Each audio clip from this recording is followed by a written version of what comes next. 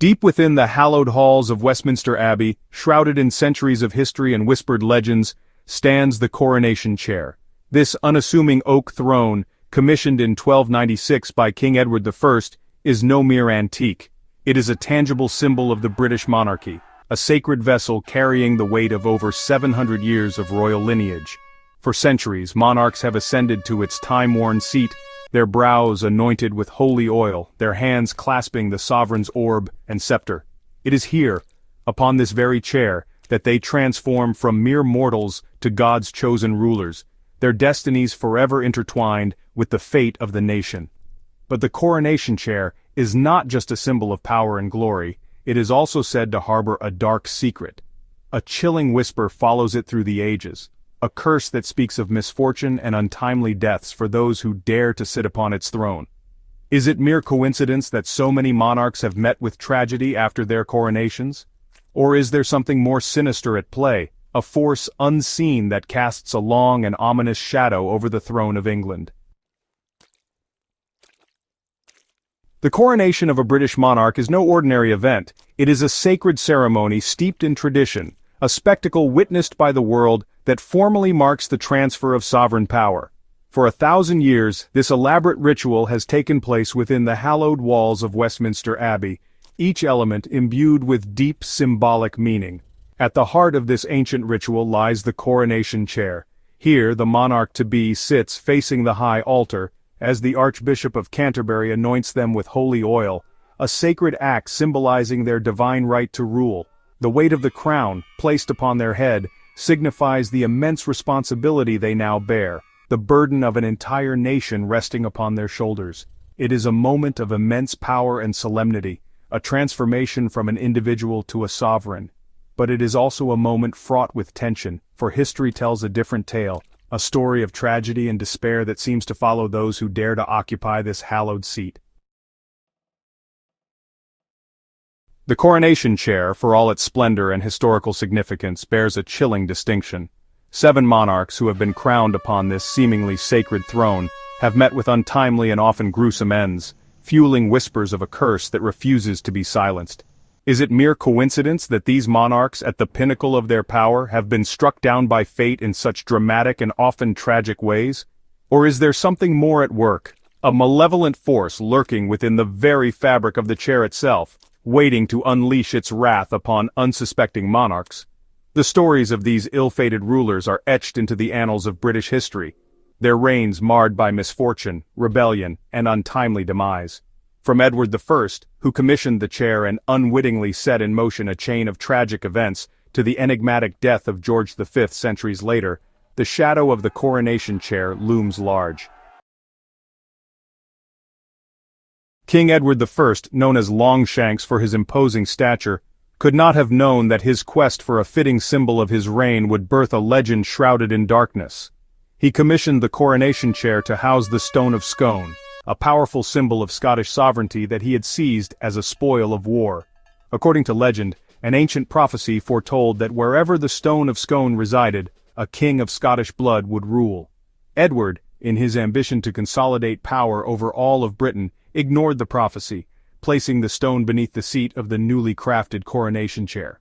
His reign, though marked by military successes, was not without its share of personal tragedies.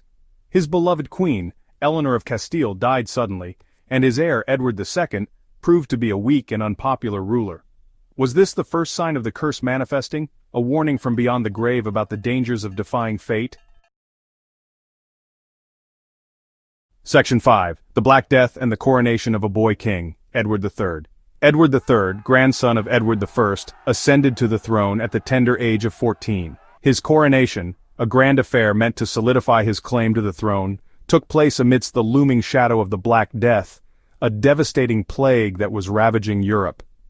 The young king, filled with the vigor and ambition of youth, went on to achieve great military victories in the 100 Years' War against France, but his reign, though glorious, was also marked by personal loss and tragedy.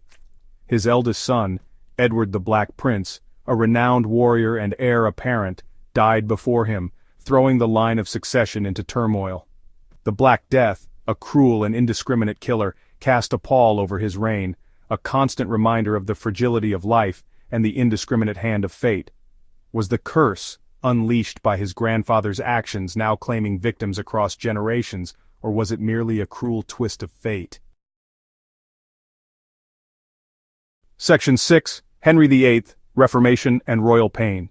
Henry VIII, the larger-than-life Tudor king, is perhaps best known for his 6 wives and his ruthless quest for a male heir. His break from the Catholic Church and the establishment of the Church of England had a profound impact on English society, but it came at a great personal cost. Henry, crowned on the coronation chair with all the pomp and ceremony befitting his stature, suffered from numerous ailments throughout his life. He was plagued by leg ulcers, obesity, and possibly even type 2 diabetes, enduring excruciating pain and a decline in health that cast a shadow over his later years. Some historians believe that Henry VIII also suffered from syphilis, a debilitating and often fatal disease at the time. His wives too suffered miscarriages, stillbirths, and early deaths, adding to the air of tragedy that surrounded his reign. Was this a curse, a divine retribution for his defiance of the Catholic Church, or simply the consequence of a lavish lifestyle and limited medical knowledge? Section 7. The turbulent reigns of James I and Charles I. The Stuart dynasty, marked by religious turmoil and political upheaval, provides further fuel for the legend of the cursed coronation chair. James I, the first Stuart king, united the crowns of England and Scotland, but his reign was marked by religious tensions and political intrigue. His son, Charles I, inherited a kingdom deeply divided by religious and political differences.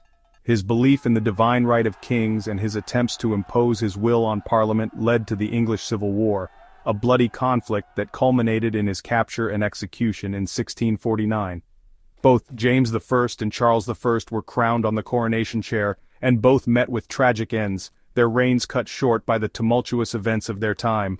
Was this the curse of the chair manifesting once again, or were these monarchs simply caught in the crosshairs of history, their fates determined by the political and religious upheavals of their era? Section 8. George V, a modern monarch's brush with the curse.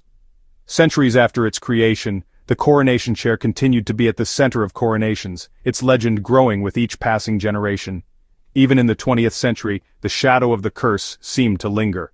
George V, a popular monarch who steered Britain through the tumultuous years of World War I, also had a brush with the alleged curse. During his coronation in 1911, the chair was reportedly unsteady, causing concern among those present. Later in his reign, George V's health declined, and he suffered a serious lung illness in 1928. While he recovered, the incident fueled speculation about the chair's curse. Although George V lived for another 17 years, dying peacefully in 1936, the event served as a stark reminder that even in modern times, the legend of the coronation chair refused to be forgotten.